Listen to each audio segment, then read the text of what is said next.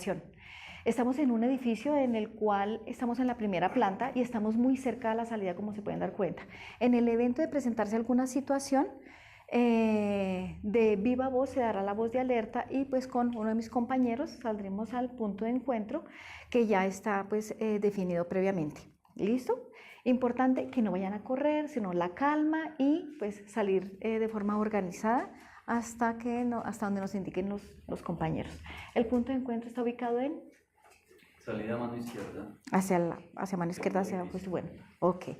Entonces, para que sepamos, ¿listo? Importante. Bueno, vamos a empezar. Sistema de gestión de seguridad y salud. Entonces, normativa vigente. ¿Qué es lo que más les ha sonado de la normativa vigente?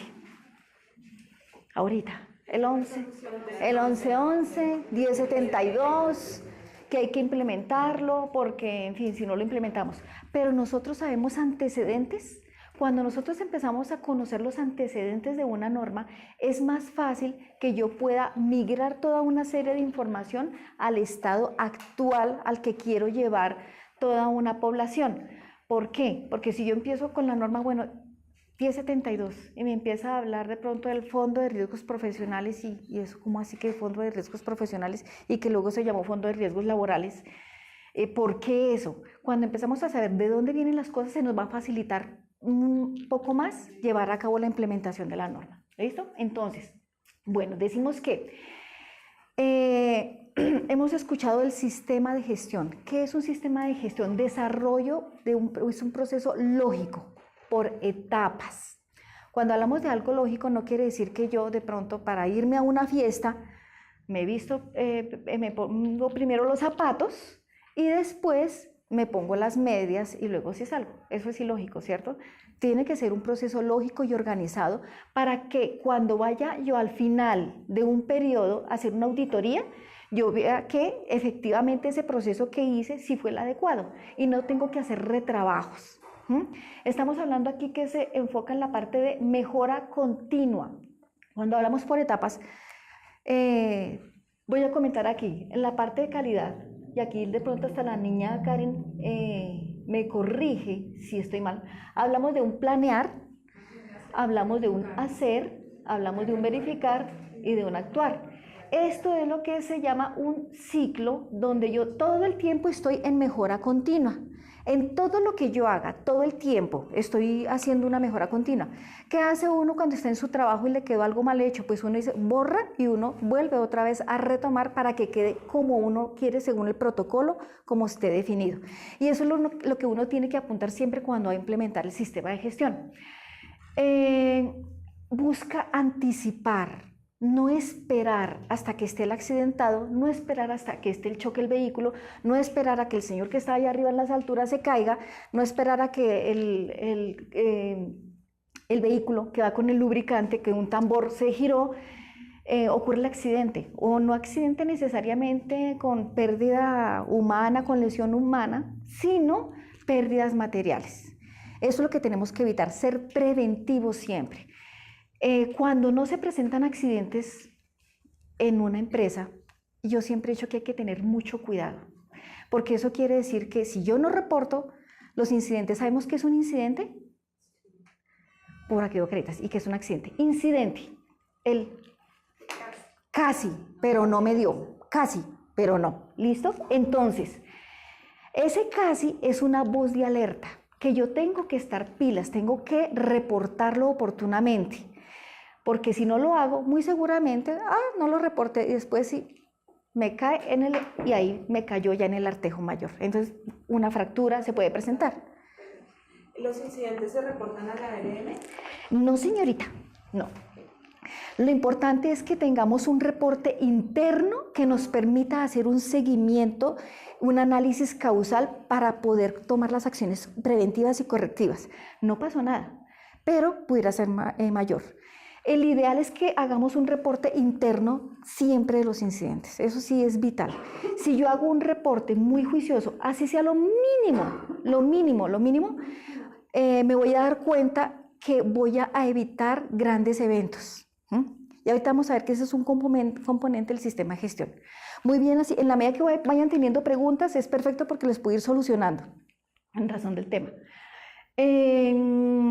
Entonces, es anticiparnos. El reporte de incidentes busca precisamente que nos anticipemos. Ideal que no se presentaran, pero necesitamos definitivamente, cuando no conocemos del tema, oiga, no pensé que eso se fuera a presentar, que es que la puerta se cerró porque el brazo hidráulico no sirvió. Se golpeó fuerte y se venció el vidrio, se rompió. Eso es un incidente. ¿Qué pasó ahí? Faltó mantenimiento de pronto, alguien la cerró de forma brusca. Esos son incidentes, no pasó nada, pero hubiera podido ser que una persona se hubiera chocado y ahí sí. Y eso hace parte del sistema de gestión en una parte que se llama todo lo que son los identificación de peligros, el reporte de condiciones inseguras, actos inseguros. Eso nos permite identificar incidentes. Evaluar y controlar los riesgos que puedan afectar la seguridad. Más que una norma, esto de seguridad y salud viene desde los valores de casa. Por eso es que inclusive cuando nació el Plan Nacional de Seguridad Vial en el 2004, desde ahí con los niños se empezó a trabajar todo lo que tiene que ver con la parte de autocuidado. Entonces se enseñan a los chiquitos, y si dan cuenta ustedes quienes tienen familiares que son chiquiticos, que ellos empiezan a tener un poquito más de cuidado con sus hábitos. Y es porque hay que fomentarles un estilo de vida. ¿Qué pasa? Nosotros ya como adultos, nacemos, fuimos al colegio, empezamos a trabajar, pero ya de grandes tenemos la complicación. Nunca nos enseñaron que tenemos que protegernos cuando montamos bicicleta. Entonces ahí viene el problema de que coloques el casco, bienvenido, siga. Coloques el casco, ya es ladrilludo, que si vamos a una planta de trabajo que se coloque los auditivos, entonces tenemos complicaciones. Vamos entonces a mirar, ¿quiénes deben aplicar la norma? En este momento, a nivel nacional, estamos hablando de todos los entes, sean oficiales, sean privados. Es importante que sepamos que empleadores públicos, empleadores privados, contratantes civiles, comerciales, administrativos, organizaciones de economía solidaria, sector cooperativo, servicio temporal. Y eso que no coloqué aquí, una parte muy importante que está desde el 2014, que están incluidas las etnias. Es decir, todas las autoridades tradicionales a nivel nacional, hablemos del sector de Santa Marta, el sector de Putumayo, el sector de Vichada, donde están las comunas indígenas, los asentamientos, ellos también tienen que empezar a generar todo su sistema de gestión. Increíble, pero manteniendo toda su cultura, y tienen que empezar a tener autocuidado. No aplicar la norma implica asumir pues la responsabilidad. Y el no conocer la norma, ¿qué pasa? No lo exime de la responsabilidad. ¿Qué pasa cuando yo peco y no cumplo la norma? Puede haber sanciones. Y uno dice, bueno, una sanción, pero ¿qué pasa si yo tengo un contratista y resulta que el contratista, o ejemplo, o tengo una droguería, una farmacia, la persona, el contratista trabaja en altura, se cayó, y en la farmacia colocaron una inyección y hubo una punción, riesgo biológico. Y yo me descuidé, yo no le hice todo lo que el seguimiento a la persona. ¿Qué pasaría si la persona que se cae queda discapacitada? Yo no le hice seguimiento a los documentos mínimos de seguridad social, a la planilla. ¿Qué pasaría conmigo como el contratante? Exacto. Por una parte, listo. El dinero, digamos que puede suplir todo. Se me acaba la empresa porque imagínense la multa, lo grande que es. Pero por otro lado, el hecho de... Una pregunta. ¿En qué topes están las multas? En salarios mínimos legales vigentes, mensuales legales vigentes. Y ahorita vamos a mirar esa parte que ahí está estipulado. Y uno creyera que la normativa de las multas está de apenas del 1072. No, las multas vienen desde el año 89. Lo que pasa es que habíamos sido como muy laxos y como no había quien estuviera regulando, entonces, pero desde ese tiempo están las multas. Y listo, yo puedo pagar, pero lo que es la parte, los daños morales, todos los daños cuando ya hay realmente omisión a la norma, cuando hay una culpa, que no es dolo, sino culpa, entonces cuando tenemos que mirar que la parte penal.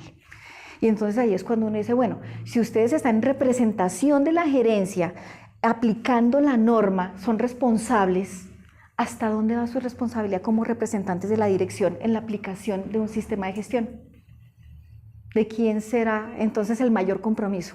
¿Del representante que está ejecutando o del representante legal?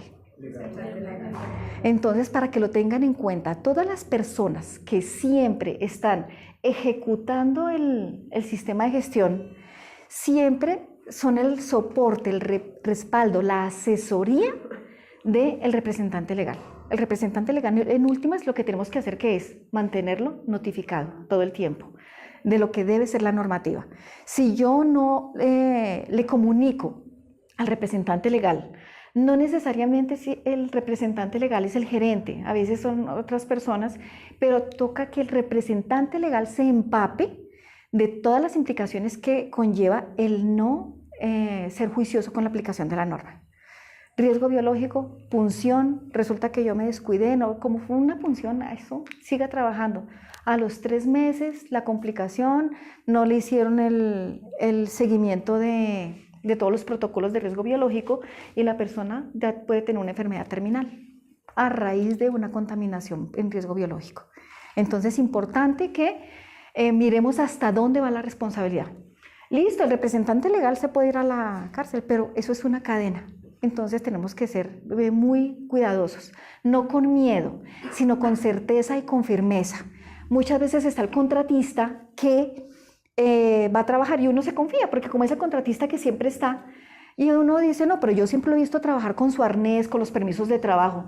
Justo a los 4 o 5 meses, justo, no le revisé papeles y la seguridad social estaba vencida. Qué complicación. Entonces, miren la responsabilidad ahí, solidaria, hasta dónde va. Bueno, todo para quienes están como así como en vacío. Ley 9 del 79, todo empezó como desde el año 57 cuando se empezó con el seguro social. Ustedes yo creo que ninguno haya nacido. Ninguno, son muy bebés. Entonces, con el seguro social se empieza con la afiliación de las personas a un sistema de salud. ¿Listo? Ya en el año 79, en el Código Sanitario Nacional, en el título 3 y título 5, nos dice cómo deben ser las instalaciones sanitarias. Es decir, que por cada 15, 20 trabajadores debemos tener una batería de baños. Una batería de baño, ¿qué es? Un inodoro, lavamanos, una ducha. Y eso es lo que estaban aplicando las personas. Y se estaba aplicando mucho más para campamentos donde había minería a cielo abierto. Estaba más como enfocado a esa parte, y en las empresas de manufactura donde, ejemplo, las grandes ensambladoras como Colmotores, como Sofasa, ¿cómo se llama la de Mazda? La que se terminó, Mazda. Ahí en la 36, para grandes manufacturas, estaban haciendo el seguimiento y empezaron a gestionar todo el tema.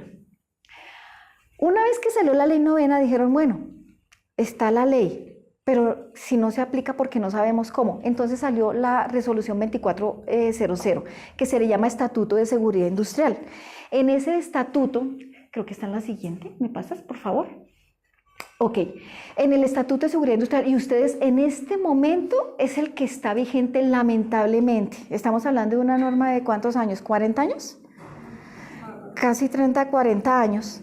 Y hay un proyecto, en este momento hay un proyecto de ley donde está compilando absolutamente todo lo que es la parte de las normas, y ustedes se pueden meter ahí en el Ministerio de Trabajo. Hay un proyecto de ley que va a salir un compendio más o menos de unos 380 páginas, pero está compilando absolutamente todos los temas en lo que tiene que ver, pues obligaciones de los patronos trabajadores, inmuebles destinados a establecimientos, todo lo que tiene que ver con orden, con limpieza, nos habla de los colores de seguridad, nos habla de las normas generales sobre los riesgos físicos. Riesgos físicos, recordemos que norma de ruido, norma de radiaciones. Imagínense si este es del año 79 y nos habla de normas de radiaciones en esa época. Tenemos que siempre pensar, si mi población está expuesta a radiación, tengo que mirar la normativa que está en este momento, porque esta resolución, imagínense, el año 79, pues sí nos da como un parámetro, pero no es lo que debiera ser para que la podamos aplicar. ¿Qué otros riesgos físicos hay? Iluminación, ahí están los parámetros de iluminación. Ahí menciona unos de acuerdo con las normas ASA, pero hoy en día se manejan los parámetros Philips. Entonces, debemos tener en cuenta que todo en la parte técnica tenemos que buscarlo para ver qué nos aplica.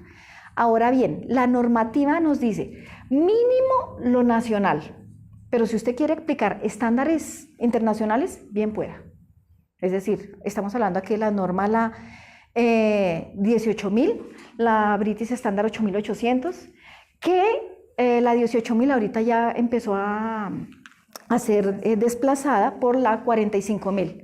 Entonces la norma no me va a decir a mí, el nacional o el auditor o el inspector del trabajo, ¿usted por qué tiene esa así? No, mínimo la nacional, pero si quiere tener un plus en su empresa, excelente, mejor que lo tenga. Habla de la ropa de trabajo, los equipos, de todo lo que tiene que ver para protección en el medio de trabajo, elementos de protección, cómo deben ser, y especifica cada uno de esos ítems. Colores de seguridad, también nos especifica bajo las normas ASA. Importante que ahorita también ahí están las normas ICONTEC que también nos soportan en esa parte. Igual con la normativa que tenemos que mirar de la parte de seguridad, colores, señalización, que los colores de seguridad por lo general son verdes, que las salidas de emergencia son verdes, que los elementos de contraincendio son de color rojo, de prohibición son rojo, precaución color amarillo. Todo eso nos lo dice el Estatuto de Seguridad. Prevención y extinción de incendios. También, si llegan a tener una duda, como lo básico es eso, pero lo que les digo, no nos confiemos porque ya esta resolución es del año 79 y ya ahorita hay una norma, por lo menos, de extintores, la 88-85, que nos dice, bueno, cómo va a ser la normativa, cada cuánto se recargan, que tener en cuenta. 85. No, NTC, Norma Técnica Colombiana. Entonces, para quienes no tienen ningún conocimiento, es una buena parte como para empezar, para dummies, es lo que yo digo, seguridad para dummies, porque es empezando y es una buena parte para empezar. Pero sí hay que mirar en este momento cómo están los estándares para uno no quedar como, oiga, sí, es que en la norma de iluminación me estaba diciendo que 800 lumen para un lugar donde yo tengo que hacer esfuerzo visual, ejemplo, allá en la parte de diseño gráfico que están a mano y resulta que tiene que ser 1200, 1800 parámetros Philips. Entonces, es importante eso tenerlo en cuenta. Prevención y extinción de incendios, máquinas, equipos y herramientas. Cuando el estatuto habla de máquinas, equipos y herramientas, habla de la protección, cómo deben ser las máquinas, los colores de las máquinas, la separación que debe haber entre máquinas cuando se ensamblan, los corredores, qué amplitud debe haber entre corredores principales para una ruta de evacuación en la máquina, cómo debe quedar el ángulo hacia la pared, que no debe quedar de frente el trabajador. Ese tipo de cosas las menciona el estatuto. Manejo y transporte de materiales, nos habla de la parte mínimo básica y ahorita vamos a mirar cuáles son todas las normas pues, que nos llevan en la parte específica. Temas de construcción, si bien es cierto que aquí menciona la parte general de construcción, también hay una resolución, la 2113, que habla de toda la parte de construcción como tal, las normas generales específicas para construcción, que tener en cuenta en campamento, desde que se hace el descapote hasta ya toda la parte de acabados. Bueno, hasta ahí eso es lo que tiene que ver como para decir cuando empezó en sus inicios. En este momento les voy a mostrar lo del COPAS. ¿Alguien sabía de COPAS antes, en un principio, cómo se llamaba? COPAS. Y antes del COPASO, cuando nació. Cuando nació el COPAS en el año 84, en la ley, la ley novena, Comité de Medicina, y la ley dijo, oiga, les sugerimos, generen un comité. Hasta ahí quedamos. Pero miren desde dónde viene la ley. Después en el 2400 se crea la obligación, es decir, ya está el Estatuto de Seguridad, pero empecemos a hacer el seguimiento. Ya se llama comité paritario. ¿Por qué paritario? Porque primero se deja abierta como esa posibilidad y el empresario, oiga, no, pues el jefe de producción y allá yo con yo, y listo. Pero ya después se crea la necesidad, no, pues si los trabajadores tienen tan buenas ideas, recordemos siempre que son las personas que trabajan en el sitio quienes tienen las mejores ideas para poder solucionar. Entonces, por eso se dijo Comité Paritario de Higiene y Seguridad Industrial. Entiéndese por higiene todo lo que tiene que ver con la parte de identificación de los peligros que están en el ambiente y me pueden generar una enfermedad laboral, pues también el accidente. Cuando hablamos de higiene estamos hablando de los agresores que me pueden afectar, que están en el ambiente, como cuáles se les ocurre. Ruido, iluminación, la fatiga visual, ¿qué más? Las herramientas. No, herramientas no como tal, pero lo que está en el ambiente, entonces iluminación, ruido, la parte de químicos, polvos, humos, gases, vapores. Entonces, todo eso tiene que ver con higiene. Yo le identifico, determino unos parámetros, hago un comparativo y yo digo, oiga, si está con el TLB o no está con el TLB, es decir, si está cumpliendo o no el parámetro. Y ahí yo miro si cumplo la norma o no. Esa es la parte de higiene. Y seguridad, todo lo que tiene que ver con prevención de accidentes. Prevención como tal. Después en el 614 dijeron, oiga, vamos a orientar a nivel nacional porque el ministerio no sabe qué hacer, ni el de trabajo ni el de salud, no saben qué hacer, entonces determinemos esa organización. Pero ya en el 86 dijeron la norma de los comités paritarios de higiene y seguridad industrial. Comités paritarios. Ese sí les suena, ¿cierto? Porque es la 2013 donde está reglamentado. ¿Listo? Cuando nosotros miramos, sigue, ya después pasa de comité paritario de higiene y seguridad industrial, pasó a ser copazo con la ley 1295. ¿Eso por qué? Porque higiene y seguridad industrial ya empezaron a decir que fuera de salud ocupacional. ¿Por qué es eso? Higiene es mirar en el ambiente, en las personas, seguridad también es mirar en el ambiente y en las personas, entonces salud ocupacional, salud laboral, que es lo que tiene que ver en el trabajo. La ley 1562 nuevamente menciona comité paritario y ya cambia el término de en seguridad y salud en el trabajo. Y ya llegamos al que tenemos hoy en día. Entonces, fíjense cómo tiene un historial y todo viene desde hace mucho tiempo, pero nosotros no habíamos sido como alertas en ese sentido. Eso en lo que tiene que ver con la parte del COPAS. ¿Qué pasa si llega el inspector del trabajo o alguien, digamos, se presenta a un trabajador, llega una notificación del ministerio, donde sírvase comparecer, le llega el representante legal, sírvase comparecer, por favor, en la oficina del trabajo, tal día, tal hora, miércoles, ¿qué pasaría?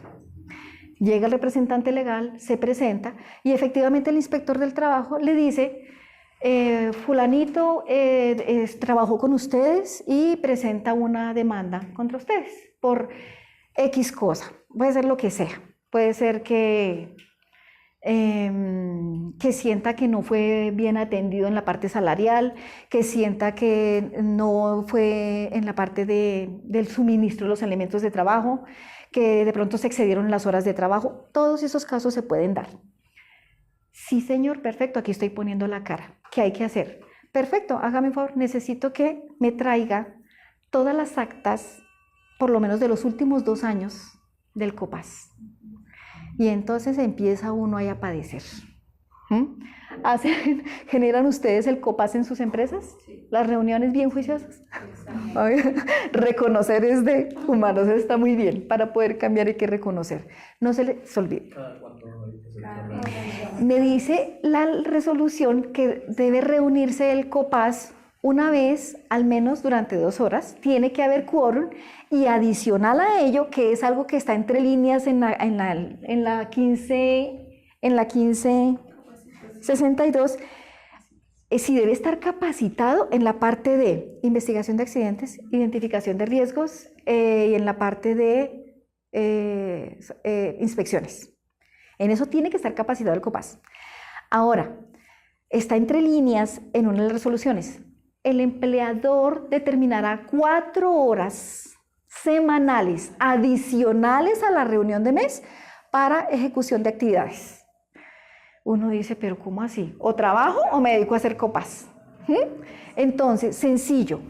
Yo siempre les he dicho que cuando hagan el incidente que lo voy a reportar con el COPAS, eso es trabajo. Que pasaron y miraron una condición insegura, regístrenla. Eso es trabajo. En el momento que tengan la reunión mensual, es sencillo que haga cada miembro lo que haya visto, hagan un reporte, hizo una inspección y va quedando el registro y eso es trabajo. Los brigadistas, eso es trabajo de seguridad. Entonces hay que fomentar el registro porque eso es lo que adolecemos, el registro de esas actividades. ¿Hasta ahí claro?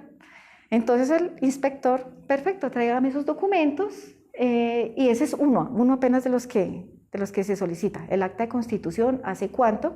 Porque ya de ahí en adelante es posible que llamen a investigación y empiezan a mirar, bueno, llegan a la empresa y le preguntan a uno, ¿aquí hay copas? Le preguntan a cualquier persona, ¿usted sabe si hay copas aquí? ¿Y eso qué es? No, es que es un grupo de personas que se reúne para mirar la parte de seguridad sí, y recuerda algo que ha hecho por allá. Eso nos llamaron a votar, pero ni más lo que no pudimos saber. Entonces es importante no dejar de lado eso. La vigencia de ese comité es de un año. 2 años, 2 años.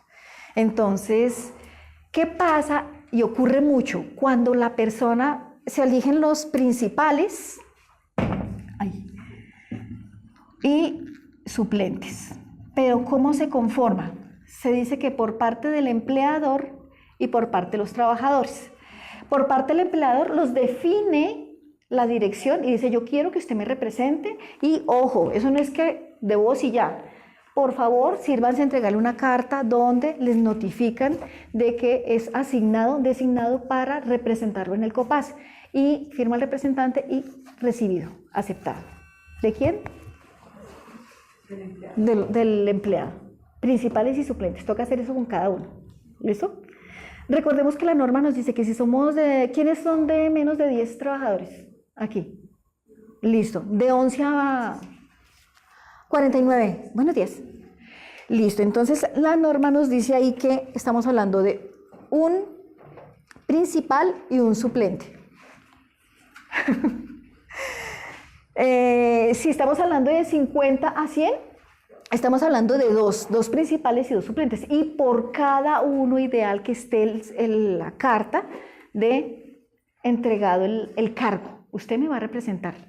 Entonces, ¿Eso no podría quedar en un acta donde se especifique todo eso?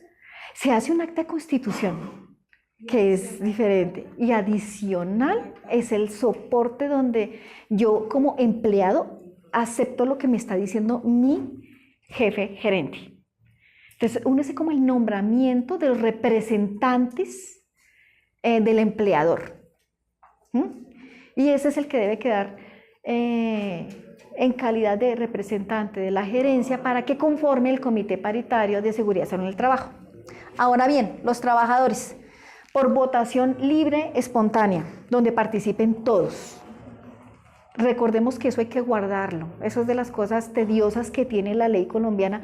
Hay que guardar el físico, o si se hizo por la plataforma, que hay unas ARLs que tienen la plataforma de votación, entonces hay que asegurar que ese registro, mejor dicho, queda, es inviolable y toca guardarlo durante cierto tiempo. ¿Por qué? Por lo que les digo, una citación del trabajo inmediatamente, permítame ver la acta de constitución. Y ante la duda, el beneficio de la duda, permítame ver los votos, ni siquiera el acta de escrutinio. Hay que guardar los voticos. Ahora, pues, importante que en los procedimientos se maneje también la evidencia. Pues siempre, digamos, en el escrutinio yo pongo a 2 o 3 personas de testigos.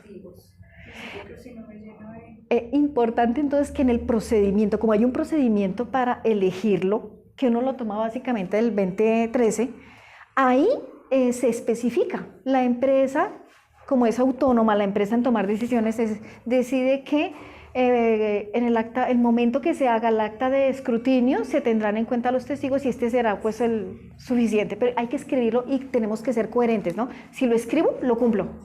O si no, no estamos haciendo nada. Ok. Trabajadores, lo mismo, principales y suplentes.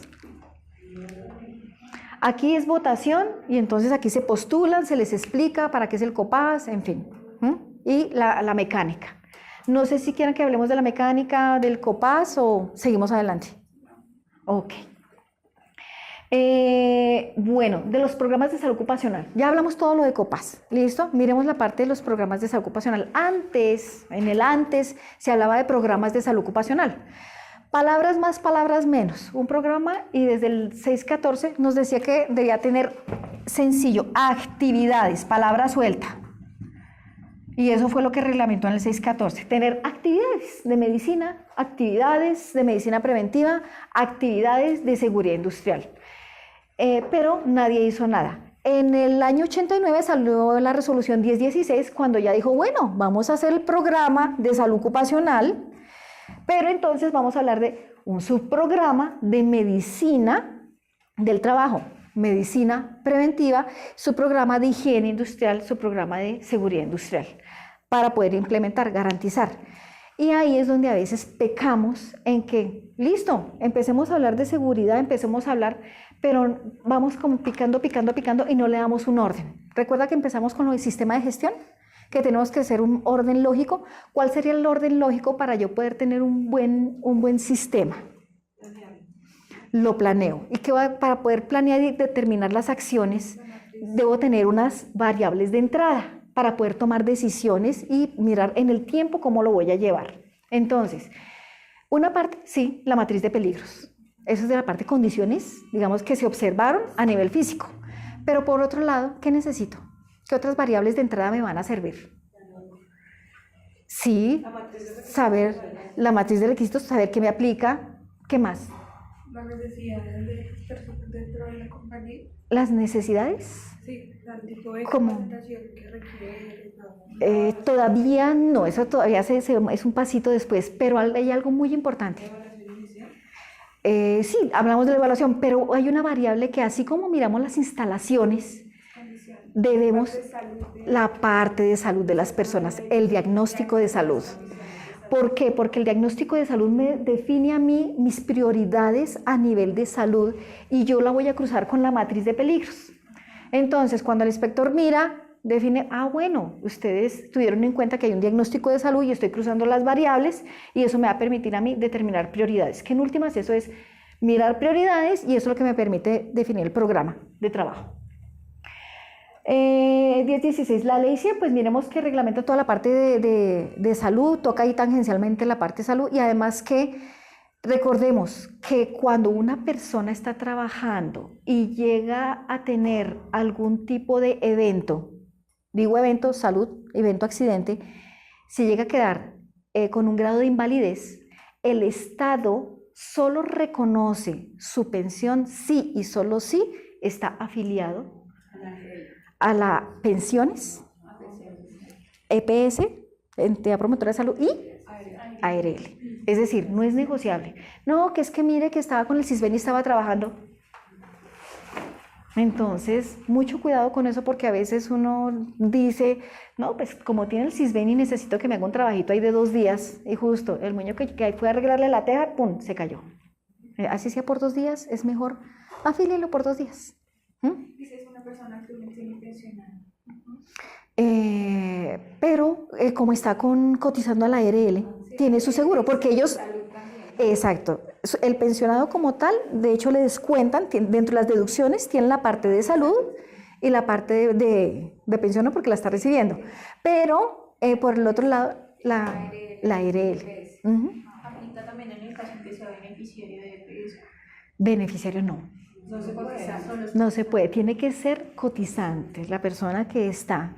No puedo, es que mire que es mi hijo beneficiario, si es mayor de edad, perfecto, 20, 21 años, no aplica, no se puede. Que mire que es aquí, digamos que el esposo, que es la esposa, que mi papá, no se puede. Es importante que eso lo tengamos en cuenta, porque hay una parte, es muy puntual la ley 100, donde dice, no se tendrá el beneficio si llega a quedar en un estado de invalidez. Es decir, pasa la Junta de Calificación, todo esto, pero el Estado así no lo permite. Entonces es importante tenerlo en cuenta. Bueno, riesgos laborales. Entonces, el decreto ley 1295 crea las bases. Ahí es donde ya se dice, ya en el 94, perdón, la ley 1295 ya crea las bases y dice, bueno, vamos a coger todas esas resoluciones, todo lo que teníamos, que el COPAS, y vamos ahora hacia direccionarnos, vamos a empezar con un sistema a nivel nacional.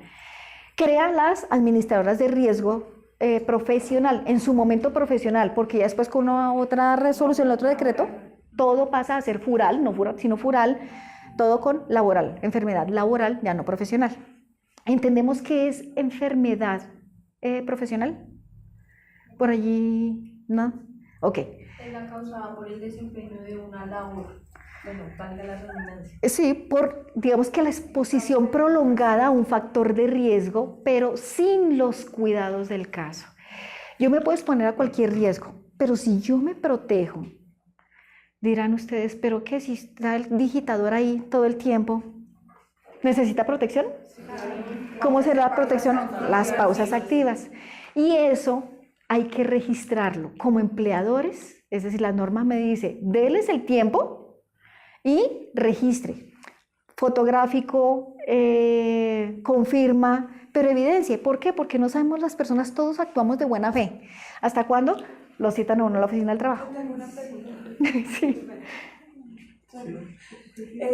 Las pausas activas, digámoslo así, en un día pueden ser 3, pueden ser 2, pero ¿cómo hago yo para registrar todas las de todos? O sea, me lleno de muchas cosas, entonces, ¿cuál es una manera eficiente de yo reportar esas pausas sin tener yo que llenarme de tanto Papel, porque esa es la esta. La idea es poner la creatividad a flor de piel. Unas estrategias que han dado resultado porque, primero, digamos que estamos aquí nosotros. Vamos a hacer pausas activas, pero vamos a registrarlas una vez en el día. ¿Listo? Pero es todos los días que las vamos a registrar. ¿Ustedes creen que cada uno de nosotros se va a poner a escribir el nombre, la cédula, la firma? No, eso es la locura. Entonces, ¡ay! Casi la embarro con esto.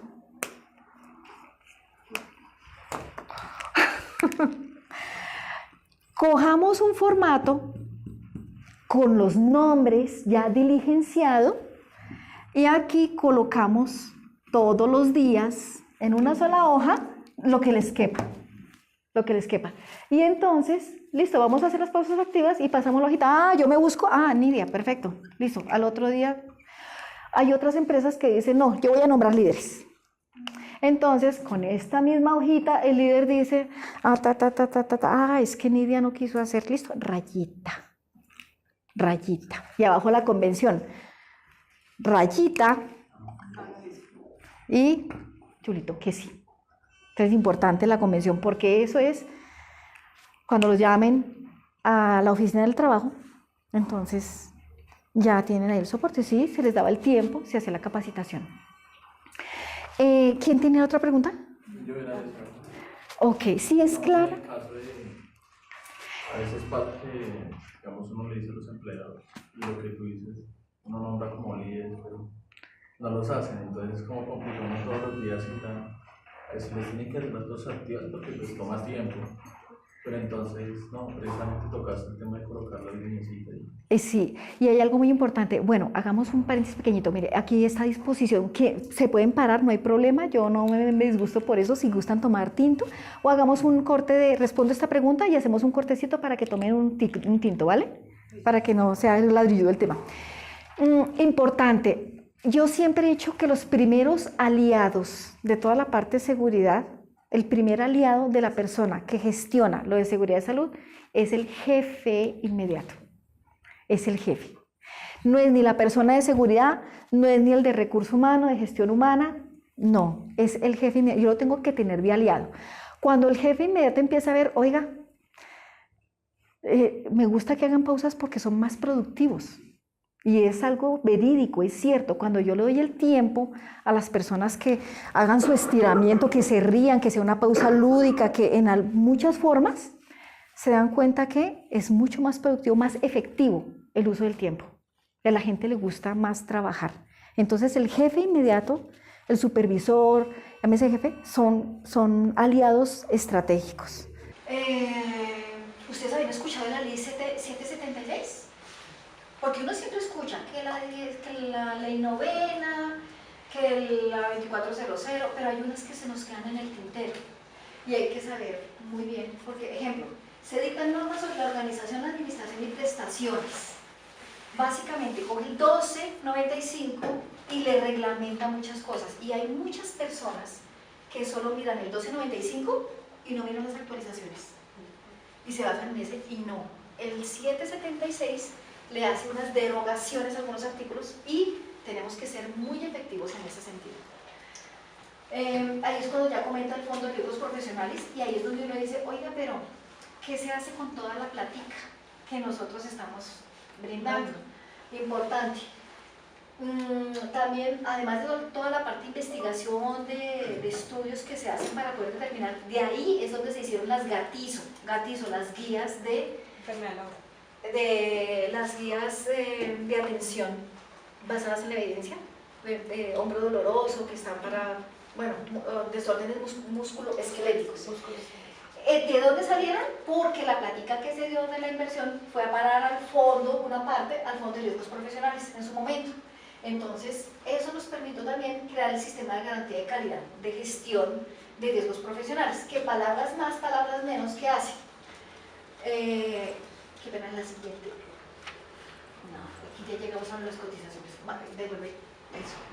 Palabras más, palabras menos, ya ahorita les voy a comentar, pero nos dice que toda persona que esté trabajando en Colombia tiene derecho a tener atención oportuna, profesional, de calidad, oportuna, de calidad, pertinente y continuidad. Eso es lo que nos dice esta legislación. Entonces es importante que no nos creemos solo con las que más se conocen, sino que sepamos que hay otras donde uno como empleador tiene derecho a exigir por qué no me atendieron a mi trabajador. Porque a veces nos quedamos, no, vaya allá a la ARL. No, nosotros podemos ayudarle y con la norma en mano, teniendo en cuenta la norma, tenemos que solicitar el derecho de. Miremos entonces aquí, al 1295 y el 776, el monto de la cotización. Ustedes habían escuchado cuando se hizo el gran cambio de la norma, lo de las tablas de cotización, que hay 5 grados de riesgo y que en cada grado de riesgo entonces hay una cotización mínima, la media y la extrema. Y no sé si escucharon también que si ustedes siempre la ley dice que deben uno cotizar por la más bajita, pero ¿qué hacen las ARLs? Con la media. ¿Cuál es el propósito? Que cuando yo gestione realmente mi sistema de gestión, a mí me bajen de categoría y ahí sí me pongan a cotizar la mínima. Por eso, pero hay que corroborarlo, por eso se empezó desde este año a mirar que todo el mundo aplique su sistema de gestión, porque al demostrar que al cabo de un año mejora las condiciones, tiene derecho a reclamar para bajar la cotización. Igual, cuando hay mucha accidentalidad también se va a mirar, sube a la máxima. Entonces mucho cuidado con quienes tienen bastantes accidentes. Es normal que cuando se empiece un sistema de gestión se eleve, se ponga crítico, pero lo que no es normal es que implemente el sistema y sigamos para arriba. Para arriba, no. Es perfectamente normal que suba, incremente, pero ya con las acciones de control estabiliza y empieza a bajar. ¿Qué se tiene en cuenta entonces? La actividad económica, el índice de lesiones incapacitantes, es decir, la frecuencia con la severidad. Eso me permitirá determinar hasta dónde está afectando la parte de los indicadores. Usted ve que todos nos vimos con indicadores y el ministerio dice, bueno, ¿cuál es la empresa que más me está afectando? Generalmente la empresa de la construcción, la minería, las que están afectando, pero también hay otras que están silenciosas. Y el cumplimiento de las políticas de la ejecución. Esos 3 parámetros determinan que las empresas puedan cotizar más o menos. No, eso es las estas. Aquí es donde están las tablas, valor mínimo, valor inicial y máximo. Imagínense que aquí, bueno, valor inicial, el de la mitad. Supuestamente, ahí es donde uno tiene que aprender a leer entre líneas, ¿no? Dice valor inicial, así aparece en la legislación. Uno pensaría a nivel inicial, pues que me toque el más bajito, pero no, se empieza con el medio. Si yo no controlo los riesgos, pues me pueden pasar allá, hago la solicitud y pues con evidencias lo puedo aplicar. Igual, si estoy criticando riesgos, pues imagínense de pasar de siempre son 2 grados 4, del 4.3 al 1 punto con unos buenos sistemas, entonces va bajando. Y a eso es lo que hay que apuntar, pero para eso toca trabajarle que todos estén como metidos en el cuento, un estilo de vida realmente. Decreto 1502, ese quedó mal ahí, ese es 1503, ese es el 1503. Promueve la cultura de seguridad social en Colombia, y aquí es donde les decía que incluye lo de ya en el 2011 las etnias, es decir, a nivel de nuestra población indígena, también les aplica. Hoy en día no, pero así como el ejército, la policía en su momento también empezó a ser incluido, con esta resolución, igual las etnias, todo el mundo a nivel nacional. Ahora, en el 2011, aquí les vuelvo a comentar lo que hablábamos del sistema de calidad, de garantías de calidad del sistema de gestión. Accesibilidad, oportunidad para todas las personas a nivel nacional que están prestando un servicio. Todos tenemos derecho a tener accesibilidad, oportunidad, seguridad, pertinencia, continuidad, en todo lo que tiene que ver con la parte de riesgos profesionales, toda la parte de riesgos laborales. Componentes, y desde el 2011 es cuando viene, mire, el sistema de estándares mínimos. Eso fue en el 2011 y hasta ahorita lo empezaron a legislar. ¿Qué es lo que ya viene? Auditoría para el mejoramiento de calidad de atención, que es lo que ya vienen los inspectores el otro año a hacer las visitas en empresa. Y que si no estamos preparados, pues entonces eso vamos a tener unas complicaciones. Sistema de acreditación, que todos los entes que están involucrados realmente tengan la idoneidad para poder llevar a cabo un buen registro de todo su sistema de gestión sin que tenga inconvenientes. Y sistema de información para la calidad. Ustedes saben que esto tiene que ver también con toda la parte de protocolos, de instrumentos que se utilizan, instrumentos siendo pues de registro o instrumentos bien sea que sean los físicos para poder llevar a cabo los elementos, idoneidad de los profesionales, todas las personas que estén involucradas que tengan realmente la pertinencia para desarrollar el sistema de gestión. Aquí ya hablamos de las penalidades. Cuando desde el 1562 del 2012 se está hablando de que empresa que no reporte accidentes en su momento, estas resoluciones en su momento, dice que podrían poner multa hasta 1.000 salarios mínimos. En este momento, ¿cuántos son 1.000? 782 millones. Sí, aproximadamente. De pesos. Dependiendo. Pero hay una parte que dice que el inspector es libre de determinar y puede cerrar la empresa por 120 días. Pero son solo los accidentes, ¿verdad? Los incidentes. Ah, no, incidentes no. Solo Recordemos, se reportan solo accidentes. lo de lesión. Sí, es decir, ante el Estado yo debo notificar, y recuerden que hay una norma que me dice que todo accidente yo lo debo reportar a la ARL, Al EPS a y al la trabajador. EPS, importante, EPS. Por eso es que hay algunas plataformas de las ARLs que cuando se redacta, dice autorizo para enviar copia a la EPS. Es importante que tengamos eso en cuenta. Y adicional a ello, cuando el accidente pues es grave, hay que hacer toda la investigación con toda la legislación del caso para hacer la remisión al Ministerio de Trabajo, ARL y Ministerio de Trabajo. Yo tengo una pregunta. Bueno, sabemos que los accidentes graves se reportan a la ARL, al Ministerio de Trabajo. Los accidentes que no son graves se reportan solo a la ARL.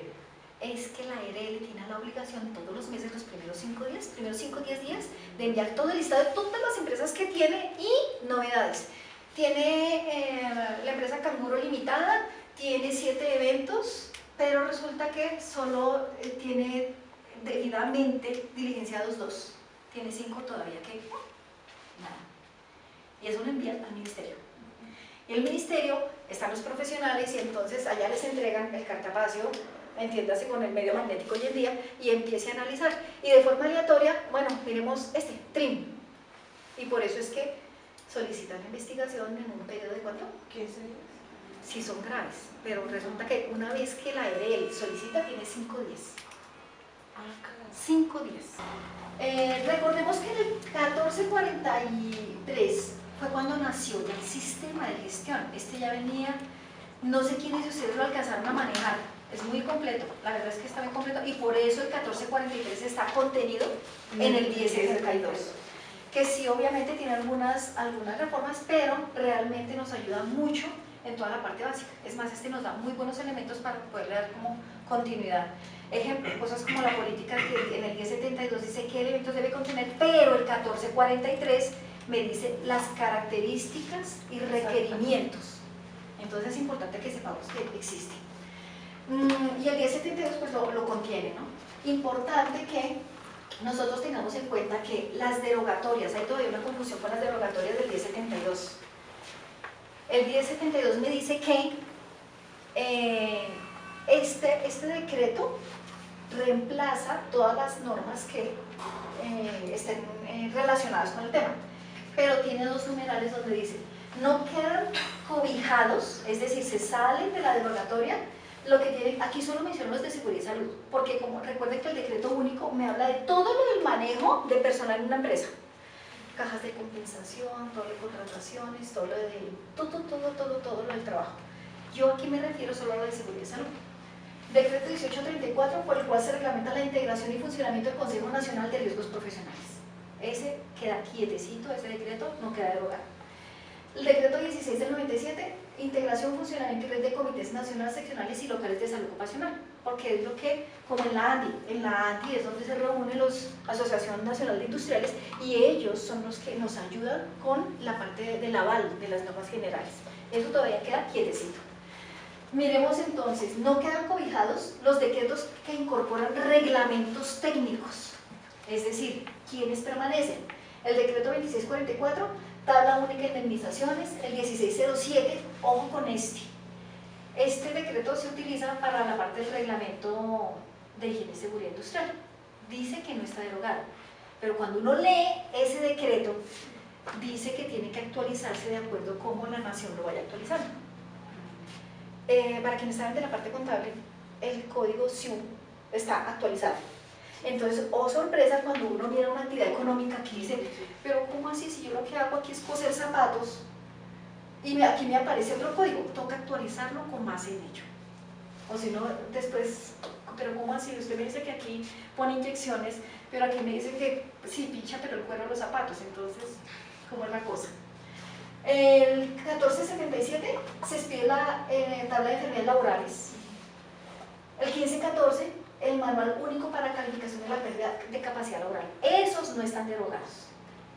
Los otros están contenidos en el 1072. Lo que pasa es que uno tiene que ahí mirar. Muy bien.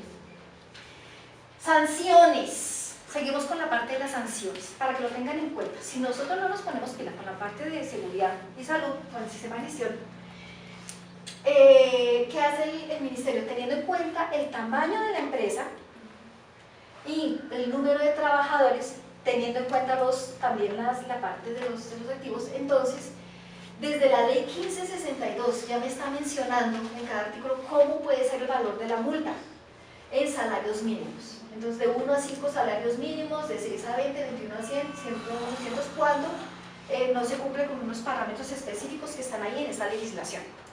Entonces, importante que podamos saber, para contestarle de pronto la pregunta, hay una tabla y el inspector es el que se carga una vez que hace la visita, no, ustedes no están cumpliendo. Entonces, según la tabla, hacen ahí el cálculo y dicen tal inciso no están cumpliendo, procedemos con, primero, un llamado de atención, después, si la cosa es fuerte, una norma. ¿Esa tabla en dónde se encuentra?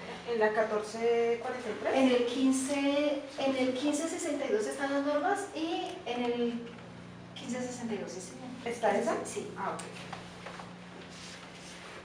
Bueno, sistema de garantía, vuelvo otra vez con el sistema porque es muy importante que ustedes sepan la parte de pertinencia, y aquí es donde el sistema de garantía, recuerden que lo primero que habla son los estándares mínimos, ¿se acuerdan? Sí. Y entonces, ¿alguna pregunta sobre los estándares mínimos, que es la resolución de ahorita, la 1111 del 2017? ¿Todos ya saben qué contiene la resolución 1111? Bueno, para quienes no, básicamente es, el ministerio nos pone unos tópicos generales, macro, de lo mínimo que debe tener una empresa para que el sistema de gestión ruede y cumpla con el ministerio. Digo cumpla con el ministerio porque lamentablemente lo que se dice, hasta que no me obligan, es cuando yo no lo hago. Cuando las empresas son robustas, a veces tienen muy consolidado su sistema de calidad, o por lo menos tienen la intención y les va muy bien. La idea es que con los estándares mínimos las empresas empiezan a caer en cuenta que se requieren unos requisitos mínimos. Ejemplo, la política de seguridad y salud, la parte de divulgación de los riesgos, los controles que las personas sepan toda la parte de los controles de los riesgos. Yo no lo coloqué en el otro, no. Quienes han hecho la evaluación de estándares, ahora se me quedé yo, los procedimientos internos, ¿cómo? Los objetivos que hay. Los objetivos del sistema de seguridad para la empresa. ¿Qué quiero yo como empleador y que corresponda a la actividad económica. Volvemos a la esta de los zapatos. De pronto yo lo que hago es inyectar y entonces resulta como voy a estar mezclando peras con limones y nada que ver. Pues que cogí uno de ejemplo y no, tiene que tener pertinencia. Cuando yo empiezo a aplicar los estándares, yo creo que es así, es bueno que, no sé si después se las podemos hacer, pues llegar el modelo, todo eso, para que quienes no tengan conocimiento sepan como todo el contenido como tal, porque es bien ladrilluda en el sentido que hay una parte donde el estándar nos dice qué mirar, qué observar, y es una cantidad de documentos que son de evidencia. Aquí es evidencia objetiva. Aquí es que si yo capacité, permítame ver el registro de que sí capacitó. Entonces, importante tener eso en cuenta. Y es lo primero que tenemos que empezar a saber dónde estoy yo parado. Entonces, tengo las variables del diagnóstico de salud, la matriz de peligros. En mínimos también contemplo la otra variable de ausentismo. Tengo que saber por qué se me ausentan las personas, por qué se me accidentan las personas, para poder tomar decisiones y poder planear. Variables de entrada me llevan a planes de trabajo y planes de trabajo me llevan a una buena ejecución, verificación para retroalimentar y tener un resultado pues por lo menos aceptable. Ahora vamos a hablar de la parte puntual de riesgos puntuales. Normativa con riesgo psicosocial. ¿Ustedes creen que sí hay riesgo psicosocial en todas las actividades? Sí. Claro. Ok. ¿Y ese riesgo psicosocial está relacionado con qué? Bueno, esta resolución, la 2646, realmente es la única que ha salido donde es así muy específica. En esa resolución nos comenta cuáles son como los tipos de actividades que generan un riesgo psicosocial. Sobrecarga cuantitativa, demasiado trabajo en relación con el tiempo, técnicas de producción en masa, repetitivo, monótono, trabajos por turnos, nocturnos. Mucho cuidado cuando, porque nos ha tocado empresas que trabajan por turnos y muchas veces les digo, es que yo para qué contrato una persona más si es una horita diaria. Es una horita diaria, tengo mi personal, pero una horita diaria. Ya sabemos el cansancio del personal cómo está al día viernes.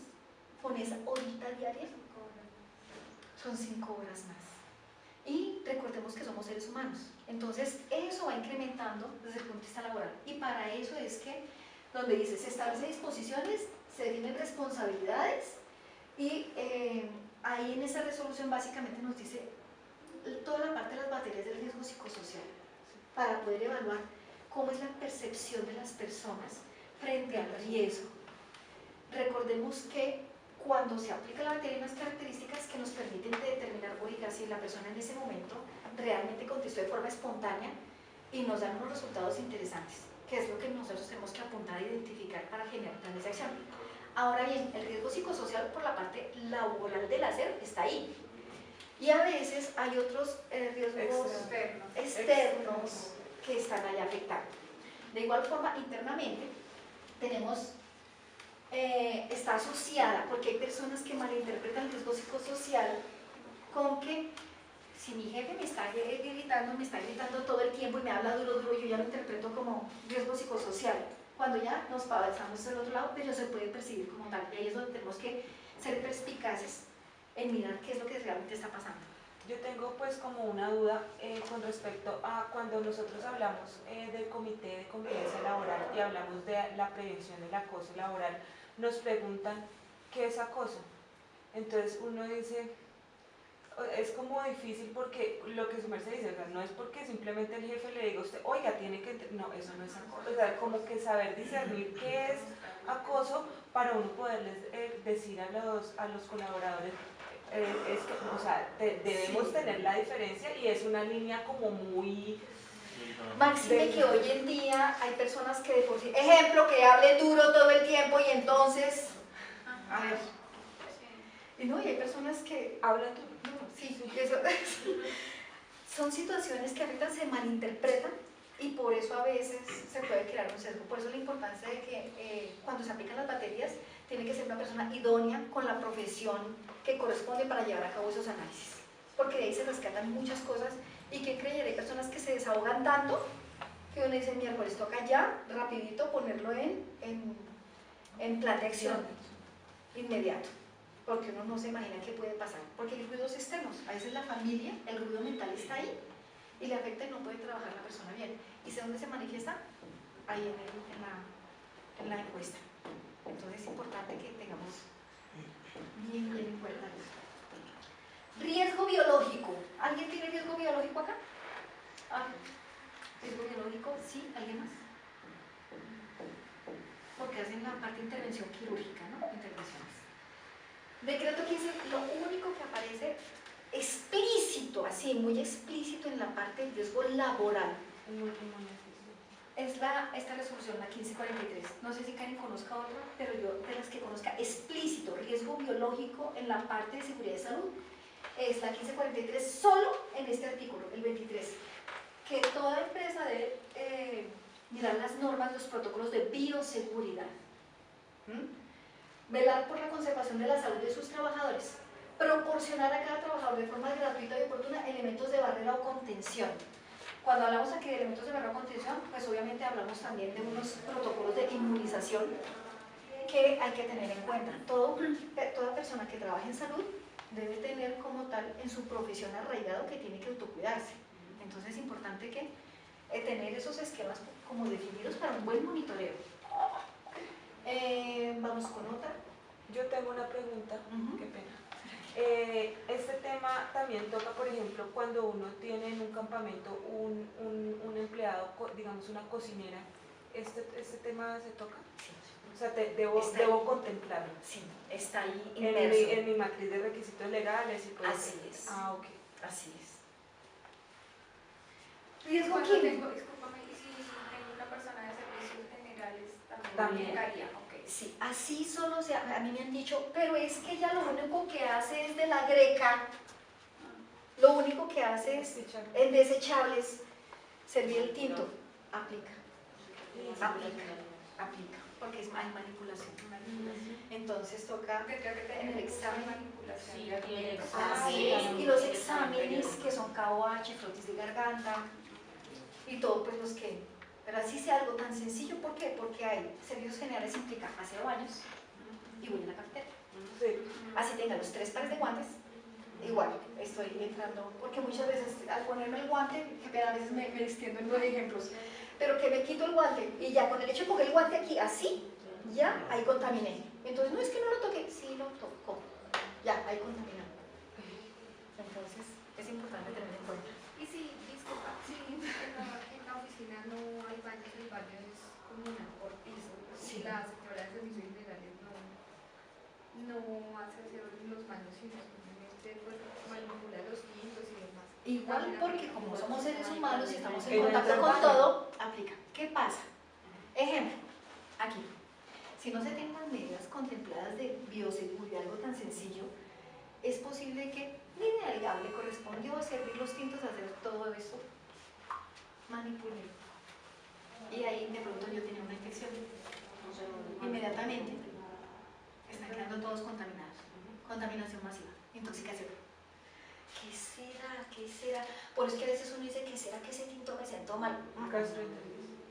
No, más bien miremos cómo fue la manipulación.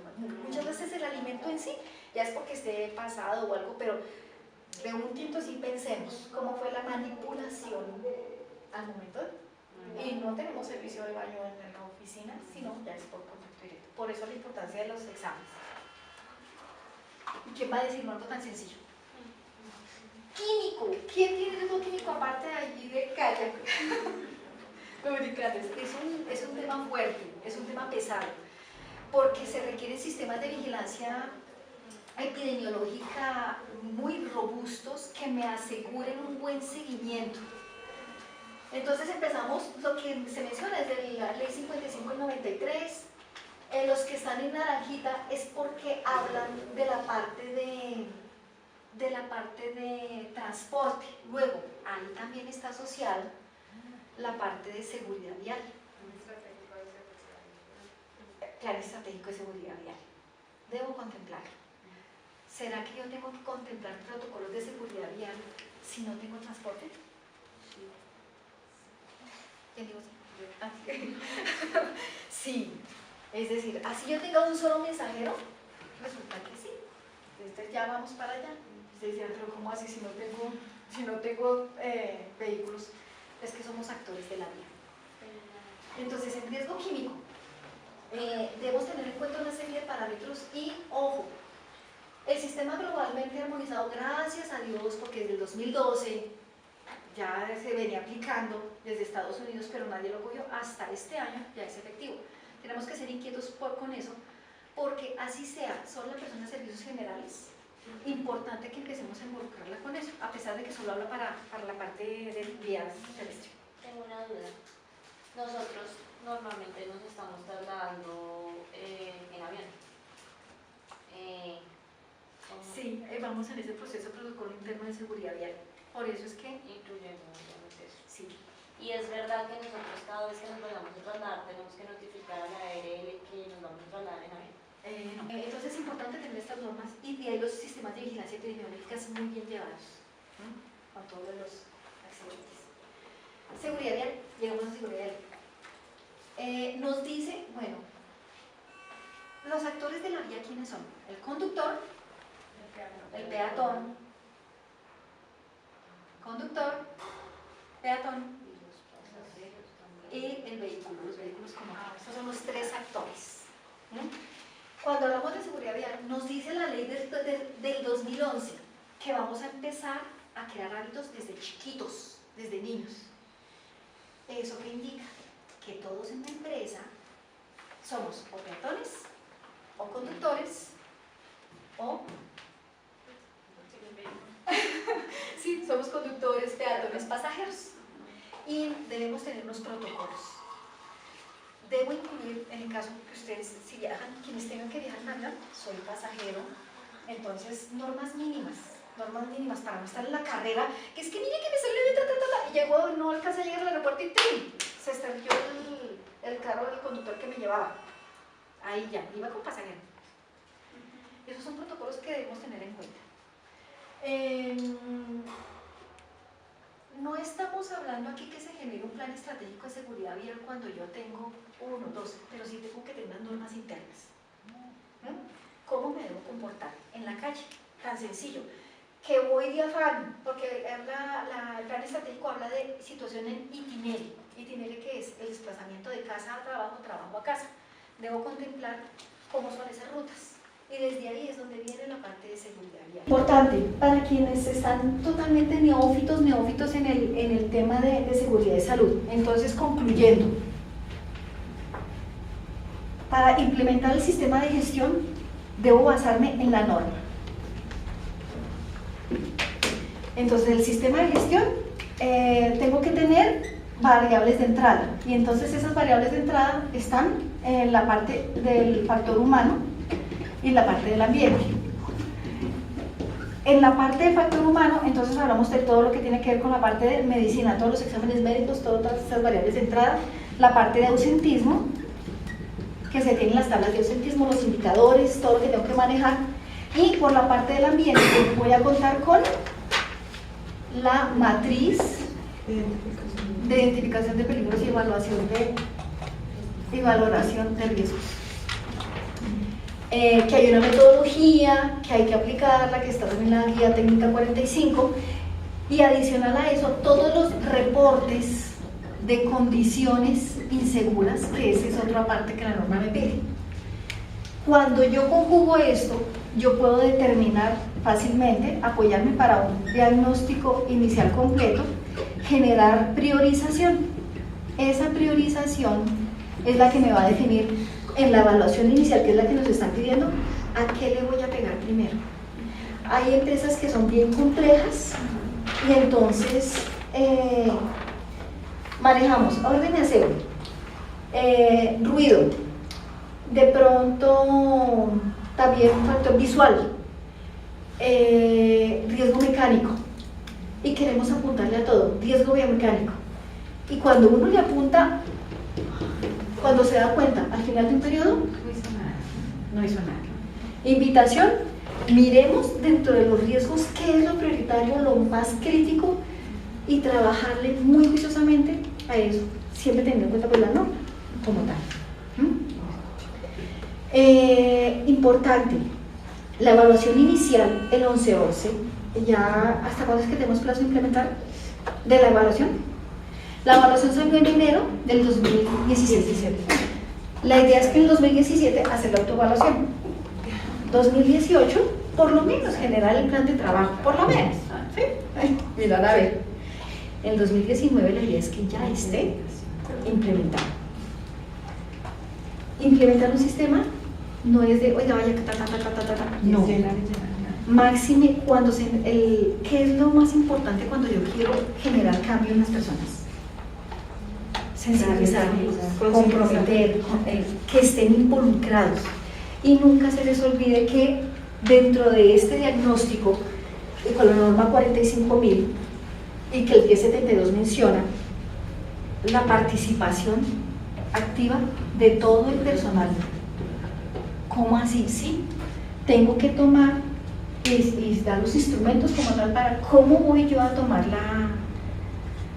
la participación de cada uno de los miembros de la empresa, desde la persona que abre la puerta hasta la persona de la alta dirección, pasando por todos los cargos e involucrando a los contratistas. ¿Quiénes son contratistas? Por lo general, vigilancia, servicios generales, en algunas ocasiones mantenimiento, o hay personas que están freelance, es decir, personas que trabajan, el contador, también tengo que involucrarlos, porque la ley me dice que tengo que involucrar a todas las personas que son externas en un momento dado. Entonces, si llega a pesar algo por responsabilidad compartida, permítame evidenciar dónde la persona que está aquí, que usted contrató, participó en las capacitaciones. No, yo le dije que viniera, pero a mí nunca se me ocurrió decirle que firmara.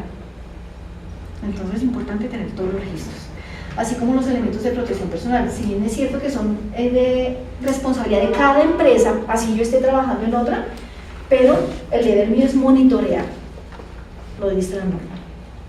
Entonces, cada cosita que nosotros trabajemos está a la luz de la norma. Hasta aquí, muchísimas gracias. Espero que sí les haya como generado como un poquito de claridad en la parte normativa, en la aplicación. No sé si tenga más preguntas o alguna apreciación, conclusión del caso. Qué pena una pregunta. ¿Cada cuánto se debe hacer el curso de 50 horas. Perdón. de manipulación de alimentos? La vigencia es de cada año. Sin embargo, hay empresas que dependiendo, yo sé de una empresa que por protocolo lo hace cada 6 meses, y si la persona se llegó a enfermar, obviamente queda aislada, no puede entrar en contacto con manipulación. Cuando ingresa nuevamente, dependiendo, va a exámenes otra vez. Si los exámenes llegan a salir mal, pasa otra vez al proceso de tratamiento y otra vez al curso, como para corroborar que, oiga, ¿qué está pasando? Pues como eso. ¿Y el curso de 50 horas? El curso de 50 horas, bueno, la norma nos dice que el curso de 50 horas, con algunas ARLs está habilitado. Hay unas que sí y hay otras que no. El ideal es por el SENA. Lo importante es inscribirse en el SENA, en la página de Sofía. Pero creo que ya el Senado lo está haciendo. Sí, el Senado lo está haciendo todavía, yo lo hago con Excel. ¿Qué pasa? Que hay como, lo que no está haciendo el SENA, ya que lo empezaron a habilitar hace una semana, lo de alturas. Sí, porque Y no hablamos de las tareas de altura. Listo. Resulta que en alturas el SENA tenía su certificación que podía hacer las capacitaciones. Quedó desde enero de este año y hasta hace 2-3 días quedó habilitado nuevamente. Entonces, para que ustedes ya saben, ya pueden otra vez inscribirse, llamar al Centro de la Madera, bueno, todos los centros, y ahí ya están habilitados los cursos nuevamente. El de 50 horas se hace virtualmente, se pueden inscribir en el SENA. ¿Qué pasa? Como hay tanta demanda, uno se inscribe. Todavía los 2 meses lo llamarán, pero bueno, les escribiré el correo para que lo hagan. Pero sí es importante que lo hagan ustedes, que son los que van a estar frente al tema de seguridad y salud. Ahí es donde uno se calibra si realmente sí de todo lo que está en la empresa empieza a aplicarlo fácilmente y cómo le puede dar resultado. ¿Alguna otra inquietud? Bueno, pues muchísimas gracias por toda la atención que ustedes me han dado.